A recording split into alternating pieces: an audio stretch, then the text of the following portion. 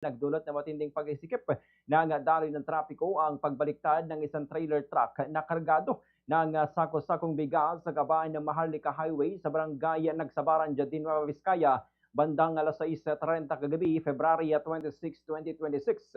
Sa panayam ng Bomb Radyo Kawayan kay Police Captain Daryl Marquez, hepe ng Jardin Municipal Police Station, sinabi nito na batay sa pahayag ng tsuper, nawalan umano ng preno ang truck habang binabagtas ang paakyat at palikong bahagi ng National Highway.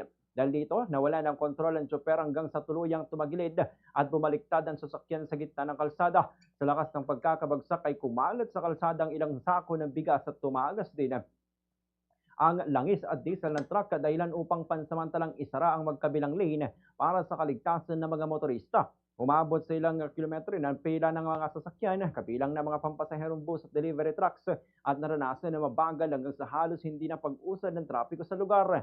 Agad namang rumesponde ang mga tauhan ng PNP, BFP, MDRMO at lokal na pamahalaan upang magsagawa ng traffic management at clearing operations. Nagpatupad din ng alternating traffic scheme upang unti-unting mapadaan ang mga sasakyan habang isinasagawa ang paglilinis sa kalsada. Kabilang sa kanilang isinagawa ang pag-flush ng kalsada at paglalagay ng sawdust at buhangin sa bahaging may tumagas na langis upang maiwasan ang posibleng pagdulas ng mga sasakyan. Gumamit din ng heavy equipment upang mayali sa gitna ng kalsada ang bumaliktad na truck at may balik sa normal ang daloy ng trapiko makalipas ang ilang oras. Matapos naman na mahigit isang oras ay bagyang naibalik ang daloy ng trapiko bagamat nananatili pa rin sa gilid ng kalsada ang bumaliktad na truck habang ang karga nito ng mga sako ng bigas ay inilipat sa ibang sasakyan upang hindi tuluyang masayang ang kargamento. Hinihintay pa naman ang pagdating ng wrecker truck mula sa DPWH na siyang tutulong sa tuluyang pag-alis sa bumaliktad na sasakyan sa lugar. Wala namang iniulat na nasawi sa insidente, subalit nagtamo ng minor injuries ang tsuper at pahinante nito at agad na binigyan ng paunang lunas. Patuloy na mga iniimbestigahan ng mga otoridad ang kabuang sanhi ng aksidente, kabilang ang kondisyon ng preno at iba pang bahagi ng sasakyan bago ito bumiyahe.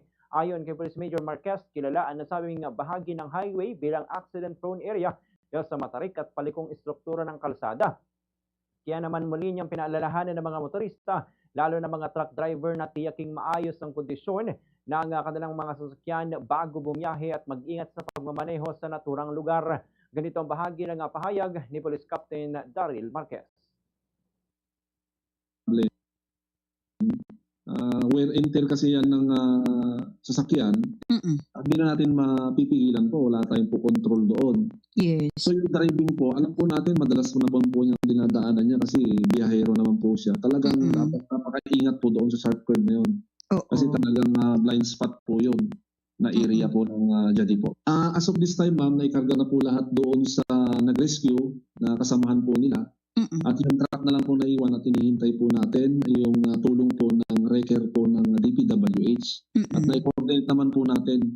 So, bali, hinihintay na lang po natin yon at sa hopefully hanggang mamaya ay dumating para maalis na rin po yung truck po na tumagilid po doon sa daan. Fast sa radyo! Bumbo!